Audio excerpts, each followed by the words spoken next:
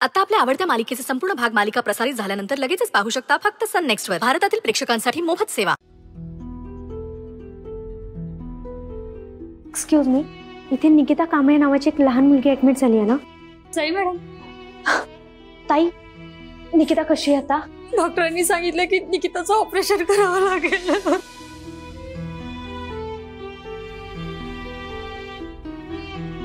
ताई शांत व्हा. हे बघा, मला नीट व्यवस्थित समजून सांगा काय झालंय नक्की. हे बघा, मला खूप काळजी वाटते त्याची. मी तुम्हाला सांगितलं होतं ना, ती आजारीच असते. 2 आठवड्यापूर्वी शाळेतून येताना रस्त्यावर पडली. तिच्या डोक्याला मार लागला, पण तिने मला काहीच सांगितलं नाही. ती सगळं तसं सहन करत राहिली. आज ती परत बेशुद्ध पडली, म्हणून मी तिला इथे घेऊन आली. ताई, हे बघा, निकिताला काही होणार नाही आणि आपण सुद्धा तिला काही होऊच द्यायचं नाही. मला सांगा, डॉक्टर काय म्हणाले? डॉक्टर म्हणाले तिच्या डोक्याला आतून मार लागलाय, तिची सर्जरी करावी लागेल. डॉक्टरांनी खूप खर्च सांगितलाय. आता मी ऑपरेशनसाठी एवढे पैसे कुठून आणू ताई? आमच्याकडे 2 वेळेस खायचे पैसे नसतात. एवढे पैसे आम्ही कुठून आणणार? डॉक्टरांनी सांगितलं आजच्या आज जर ऑपरेशन नाही केलं तर निकिताचं. ताई, हे बघा, प्लीज शांत व्हा तुम्ही. खरं तर तुम्ही तिला आधीच इकडे आणलं असतं तर. कसं आणणार हो ताई, तुम्हीच सांगा. आमच्यासारख्या लोकांना डॉक्टरांची फी परवडते का हो ताई? निकिताच माझा आधार आहे. तिला जर काही झालं ना तर मी नाही जगू शकत. हे बघा ताई, तुम्ही प्लीज असे हातपाय घालू नका. मी आली आहे ना आता, आपण काहीतरी मार्ग काढूयात. ताई, मी तुम्हाला म्हटले ना, आपण तिला काही होऊच द्यायचं नाहीये.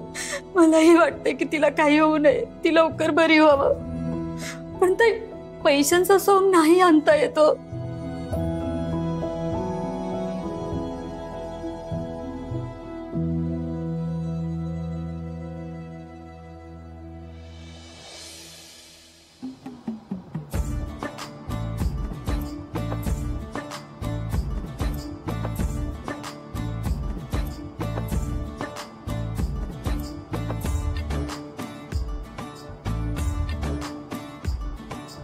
काय झालं अंजली, अशी का बघतेस तू माझ्याकडे?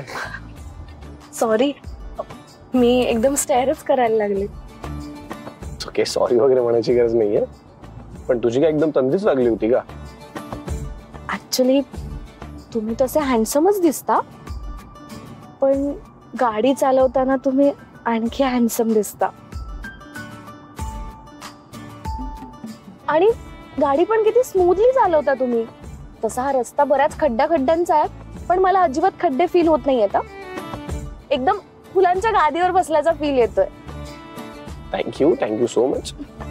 पण मला आवडतेच गाडी ड्राईव्ह करायला. यु नो, मला काय वाटतं, म्हणजे आपण जे कुठलंही काम करतो ते काम जर आपण मनापासून केलं तर आपल्याला त्याचा आनंद होतो.